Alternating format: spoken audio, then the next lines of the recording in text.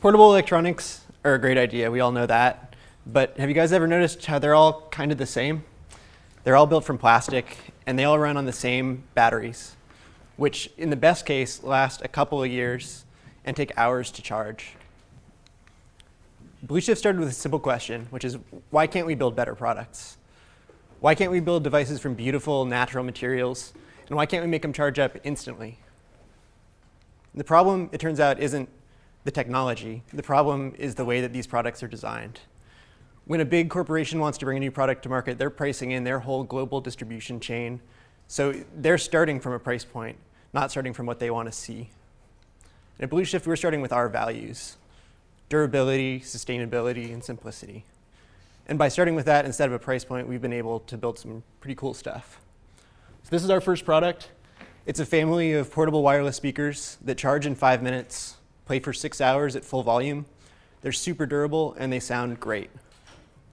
We're going to be launching this at Crowd Supply, which is a Portland-based crowdfunding website, in about 10 days to 2 weeks. That's just the beginning for us. We see a huge opportunity in using this business model to build new products in portable and home electronics, based around sort of the new trend of everyone having their media and their smartphone with them all the time. So we see our next products likely being bicycle accessories that, again, use alternative power sources instead of traditional batteries. So this is all enabled by supercapacitors. It's a technology that's been around for a while, but the price is dropping fast, about 10 to 15% annually, and the scale is also dropping rapidly. So they're viable right now in portable sound systems, but we see them being useful in a much wider array of applications very soon. We're developing all this technology as open source, which means that we're making all of our technology available to anyone for free. It's a way for us to get access to a community of talented engineers and developers. We're already getting help from engineers around the country who aren't asking for money. They just want to be involved in developing cool technology that they're going to be able to apply to the things they care about. And so our business model is to develop products as open source and to sell them direct to consumers. These two things together eliminate a huge amount of overhead costs that ultimately don't go toward the product. So we don't have to pay for IP protection. We don't have to pay for retail distribution. Right there, that's a lot of money that can go into components and technology to build better gear for our consumers. We're going to spread the word by partnering with crowdfunding websites like Crowd Supply for our launch, and also by continuing to develop the products that we want to see that are very different from what's on the market now. That's going to allow us to get access to the media, so we don't have to spend money on marketing to each consumer we need to reach. Now, the open source hardware business model is relatively new, but it's actually been very powerful. MakerBot was sold this year for over $400 million. And Arduino is a company that makes open source microcontrollers. They probably have 50 to 100 companies that are copying their exact products and selling them for cheaper, but they still did $20 million in revenue this year. And that's selling a product that's pretty much useless to a normal person. They're super dorky. You need to really care to want to get involved, and they're selling a lot of them. Portable wireless speakers, our first market, is already over $400 million, and it's growing fast. This we saw as a great place to use this technology early on, and it's a place where I personally have expertise, so that's how we ended up here for our launch. Our competition is all building the same product, and they're all selling it through the same distribution channel. We all know people who don't want to buy their food at Walmart. I mean, one thing I've learned from this boot camp is there's a huge number of people who are really interested in where their products come from, and that's not what they want. We're able to, using these tools, sell a much more differentiated product that we build in Portland at a competitive price. And the sound quality is way better too. But the key to all of this is that we have to change the whole model to make it work. You can't just pop a supercapacitor into an existing cheap speaker and make it charge up instantly. The whole system needs to be built around efficient technologies, quality components. There's no way to sell this product directly through a retailer. You have to really rethink the entire value chain. So our funding strategy, again, is to launch through a crowdfunding site in the next couple of weeks. At that point, we will be looking for additional funding to scale the business. This is a business we couldn't have started 5 years ago. The technology didn't exist. The internet didn't exist as a distribution channel, and the open source hardware community wasn't there to help us build this product. but they're all here now, and we want to prove that this is a viable way to build a business going forward. So my name is Sam Beck. I'm the founder of Blueshift. And if you guys think this is a cool idea, there are a couple things you can do to help. One, we need support for our crowdfunding campaign. You can get information about that through our website. Two, if you know somebody who would think this is a cool idea, please spread the word. And three, we are interested in talking with investors going forward. So thank you very much.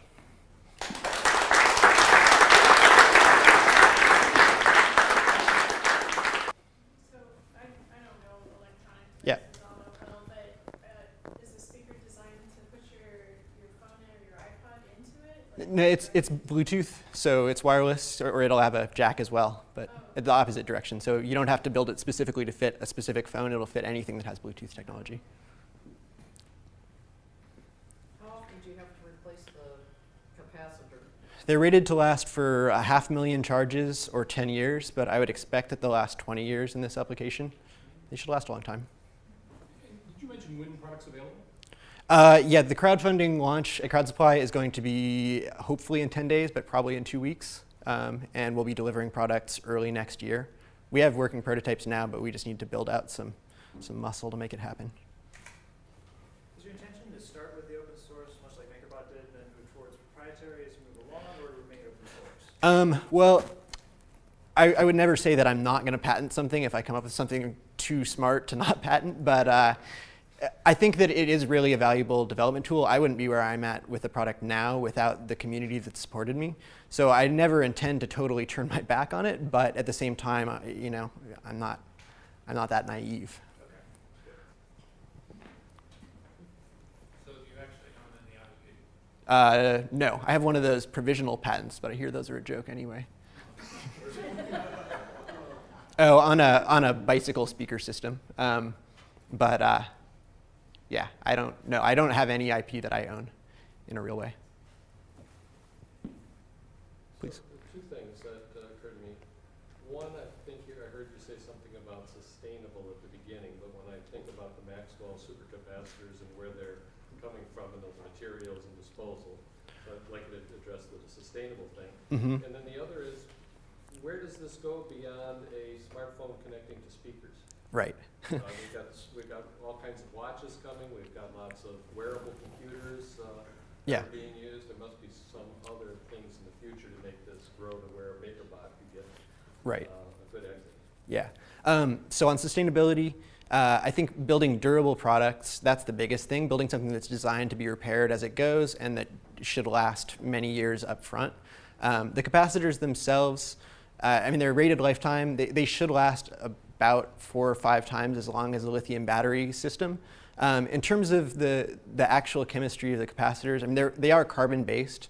The electrolyte is probably more of an environmental issue, but I still think that you can make a pretty good case that they're more sustainable than lithium batteries, even not dealing with the fact that they last much longer.